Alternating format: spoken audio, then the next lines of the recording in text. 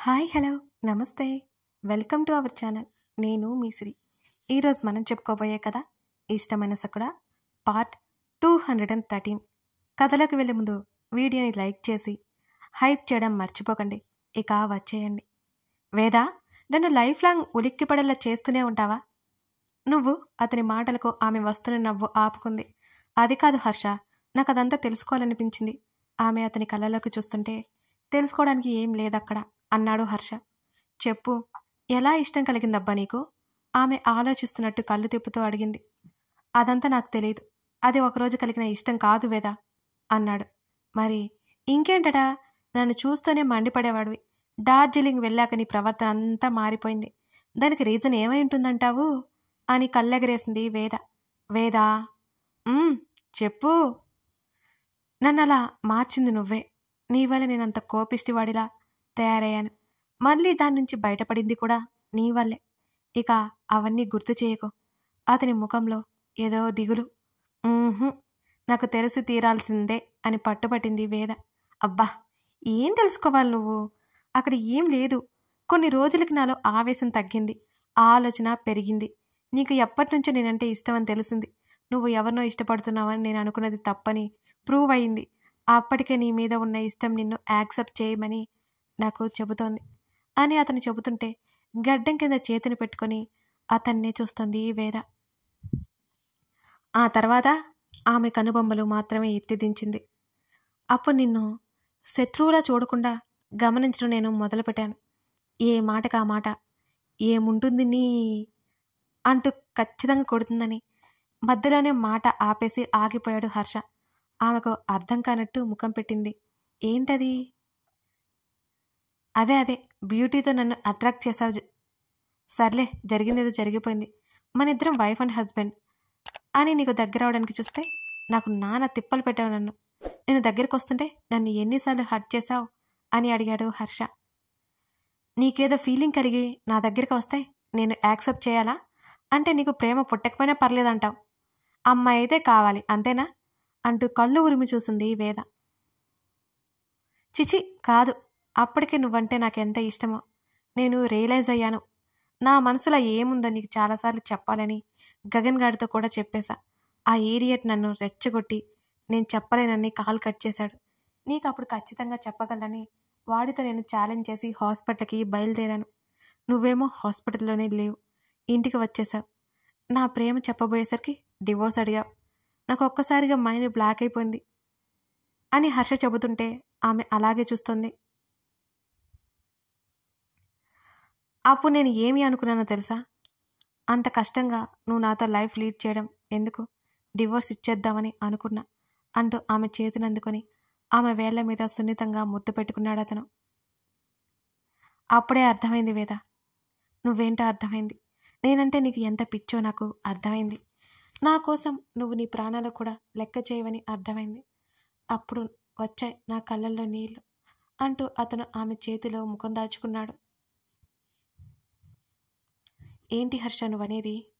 అయోమయంగా అడిగింది వేద. నువ్వు నా కోసం ఏం చేశావో నాకు అప్పుడే తెలుసు. మిచెల్ కేసు నుంచి నన్ను ఎలా బయటపడేశావో గగన్ చెప్తుంటే నాకు అసలు మెదడు పని చేయలేదు వేద.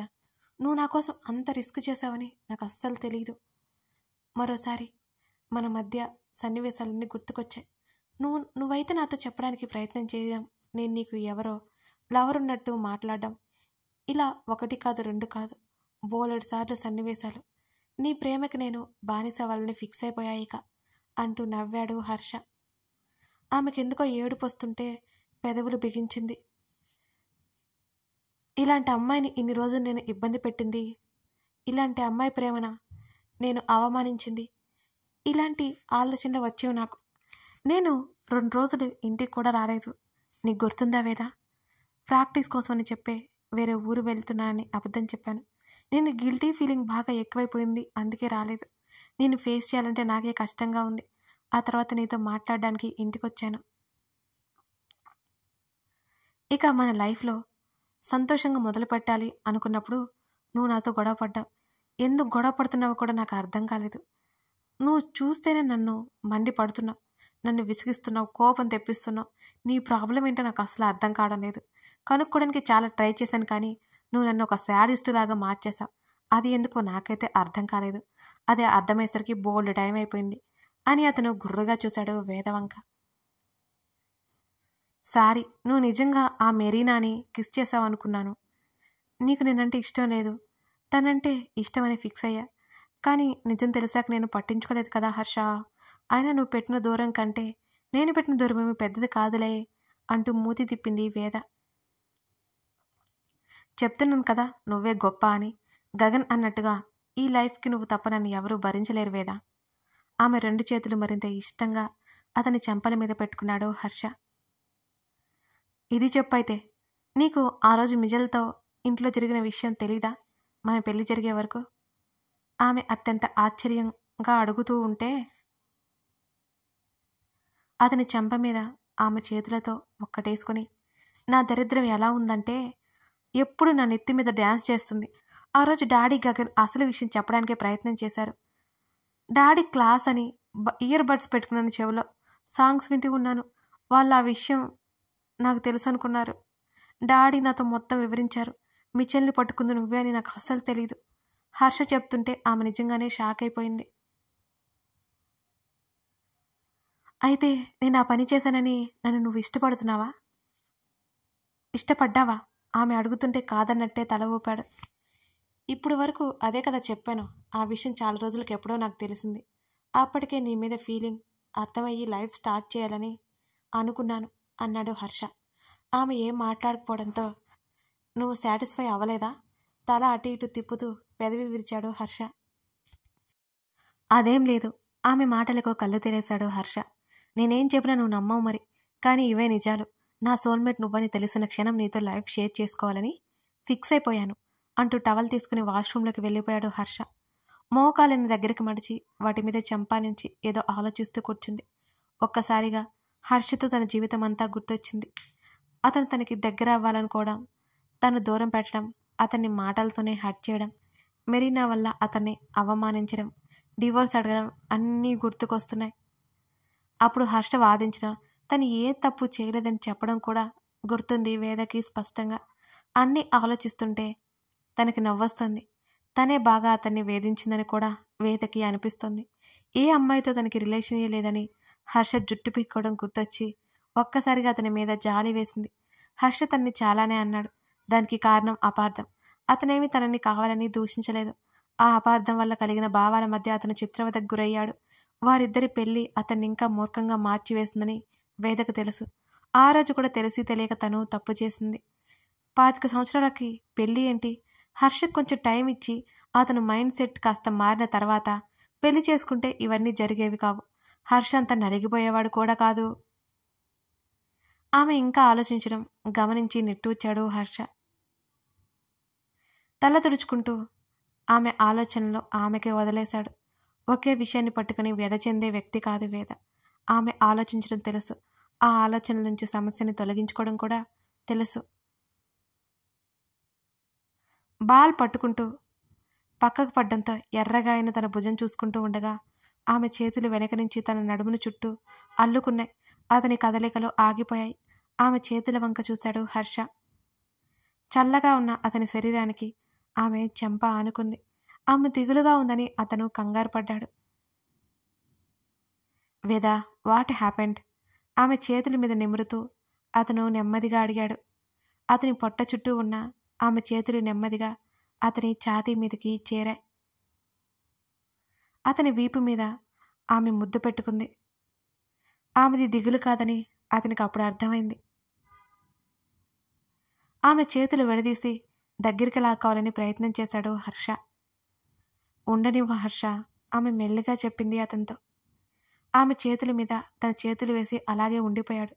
కాసేపటి తర్వాత అతన్ని వదిలే డిన్నర్ చేయాలి నువ్వు అంటూ అక్కడి నుంచి వెళ్ళిపోతున్నా ఆమె చేతిని పట్టుకుని దగ్గరికి లాక్కున్నాడు హర్ష. ఆమె ముఖాన్ని చేతుల్లోకి తీసుకుని ఆమె పెదవుల మీద గాఢంగా ముద్దు పెట్టుకున్నాడు. ఆమె వారించలేదు. మరింత పరవశంగా కనులు మూసుకుంది. ఫీలింగ్స్ హోల్డ్ చేయడం ఎప్పుడు నేర్చుకున్నావు? మూసి ఉన్న ఆమె కళ్ళవంక చూస్తూ అడిగాడు. ఆమె పెదవులు కాస్త విచ్చుకోవడం అతనికి తెలుస్తూనే ఉంది. తల వెనక్కి వాల్చి అలాగే కళ్ళు మూసుకుని ఉండే వేద ఆమె గడ్డం మీద, ఆపై ఆమె కంఠం మీద ముద్దు పెట్టుకుని ఆమెను ఉక్కిరి బిక్కిరి చేసేశాడు. ఆమె చేతులు అతని తలని దగ్గరికి లాక్కుంటున్నాయి.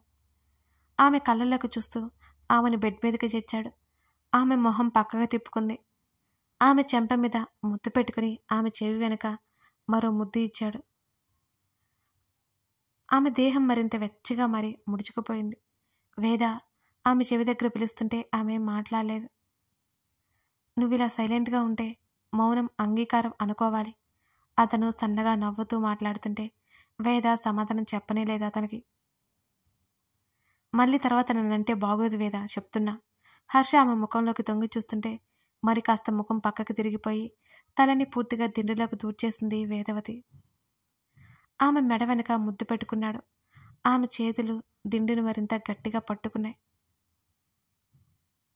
అతని మునివేళ్ళు ఆమె మెడ కింద నుంచి వీపు తడుముతుంటే గబుక్కున అతని వైపుకు తిరిగి అతని తలని దగ్గరికి లాక్కుంది వేద. మరోసారి ఇరుజతర పెదవులు గుసగుసలాడుకుంటున్నాయి. అతని మెడ చుట్టూ ఆమె చేతులు బలంగా అల్లుకుపోయాయి. ఆమె పెదవుల మీద వీడి ఆమె కళ్ళల్లోకి ఒకసారి చూశాడు. బదులుగా మరోసారి అతని పెదవులందించింది. ఆమె హృదయంలో అతనిచ్చిన ముద్దుకి ఆమె శరీరం ఒక్కసారిగా జల్లుమంది. ఎన్నో నెలల తర్వాత ఈ దగ్గరతనం ఆమెలో కొత్త కంగాన్ని సృష్టించింది. మరింత బిడియాన్ని చేకూర్చింది. ఆమె శరీరం మీద అతని మునివేళ్ళు వెను వెంటనే ఆమె పెదవులు ప్రయాణిస్తుంటే అతని పేరే ఆమెకి మంత్రమైనట్టుంది. అతని ప్రేమ ఆమెలో ప్రణయపు రాగాలు పలికిస్తుంటే ఆమె ప్రేమ అతని హృదయంలో కోటి వీణలను మోగిస్తోంది. సమయం మెల్లిమెల్లిగా ముందుకు జరుగుతోంది. రాత్రి అర్ధరాత్రి అయిపోయింది. ఇరువురు మాట్లాడుకోలేదు. ఆ క్షణాలను నెమరు వేసుకుంటూ ఒకరికొకరిగా ఒకరిలో మరొకరు ఒదిగిపోయారు. గగన్ కాలి మీద అలాగే పడుకుంది ధరణి. ఆమె తలకైన గాయం అతను చెక్ చేస్తున్నాడు. అది తగ్గింది కానీ ఆమె శరీరంలో కలవలేదు. ఆమె జుట్టు చాటున అది దాక్కున్నట్టుంది. అతని చేతులు ఆమె జుట్టులో కదులుతుంటే ఆమెకి హాయిగా అనిపిస్తుంటే కళ్ళు మూసుకుంది ధరణి. అసలు తను ఎలా పడిపోయింది? ధరణికి ఇంకా అది $1 మిలియన్ క్వశ్చన్. తనకి సమాధానం లేదు. మరి మిగతా వాళ్ళేమో తెలియదంటారు. అనుకోకుండా పడ్డామని అతనంటాడు. నిజమేనా అది? తను హాస్పిటల్లో ఉన్నప్పుడు అందరూ ఎలా అయిపోయారో తన్ని చెక్ చేయడానికి వచ్చిన నర్స్ చెబుతుంటే ధరణికి మనసంతా ఏదోలా అయిపోయింది. ముఖ్యంగా తన బావ రాత్రిళ్ళు నిద్రపోకుండా ఉండేవాడు. తనని తదేకంగా చూస్తూ ఉండేవాడట. ఆ నర్స్ చెప్తే తెలిసింది. ఎందుకో ఏమో ఆ ప్రశ్నలు వేటికి సమాధానం తెలియదు తనకి. బావా, నువ్వింకా పడుకోలేదా? ఈ మధ్య మరీ స్లీప్ని నెగ్లెక్ట్ చేస్తున్నావు నువ్వు. గగన్ మాట్లాడుతుంటే అతని చేతిని తన హృదయంలోకి లాక్కుని పట్టుకుంది ధరణి. ఆమె చేతుల్లో ఏదో మార్పు. నేను హాస్పిటల్లో ఉన్నప్పుడు నువ్వు ఎలా ఫీల్ అయ్యావు? నేను అక్కడ 15 days పైనే ఉన్నాను కదా, చెప్పు. ఆమె హఠాత్తుగా ఎందుకలా అడుగుతోందో అతనికి తెలియలేదు. ఎలా ఉంటాను? మామూలుగానే ఉంటాను అంటూ మరో చేత్తో ఆమె మెడ దగ్గర నెమ్మదిగా నొక్కడం స్టార్ట్ చేశాడు. ఆమెను నిద్రపుచ్చారే అన్నట్టుగా. కథ కొనసాగుతోంది. కథ నచ్చితే లైక్ చేసి కామెంట్ చేయండి. మీ లైక్స్, మీ కామెంట్స్ మన కథని ఇంకా ఇంకా బాగా రాయడానికి నాకు యూజ్ అవుతాయి. మర్చిపోకండి. ఇంకొక ముఖ్యమైన విషయం కూడా ఉందండోయ్. మన సిరి డైరీస్లో నువ్వే కావాలని అనే స్టోరీ రన్ అవుతుంది. ఇక్కడ స్క్రీన్ మీద కనిపిస్తుంది చూసారా? సూపర్గా ఉంటుంది స్టోరీ. అసలు మిస్ చేయకండి. బావ మరదళ్ళ ప్రేమ కథ. అలాగే అది చెప్పే ఫీలింగ్ కాదులే, మీరే చూస్తే మీకు అర్థమవుతుంది. సస్పెన్స్గా, లవ్, రొమాంటిక్తో, ఫ్యామిలీతో కలిసి ఉంటుంది. ఒకసారి మర్చిపోకుండా చూడండి. తప్పక మన సిరి డైరీస్ని సబ్స్క్రైబ్ చేసుకొని ఫాలో అయిపోండి. నువ్వే కావాలని స్టోరీని మర్చిపోకండి. ఆ స్టోరీ లింక్స్ కింద డిస్క్రిప్షన్లో, ఎండ్ స్క్రీన్లో ఇస్తాను. Thank you for watching this video.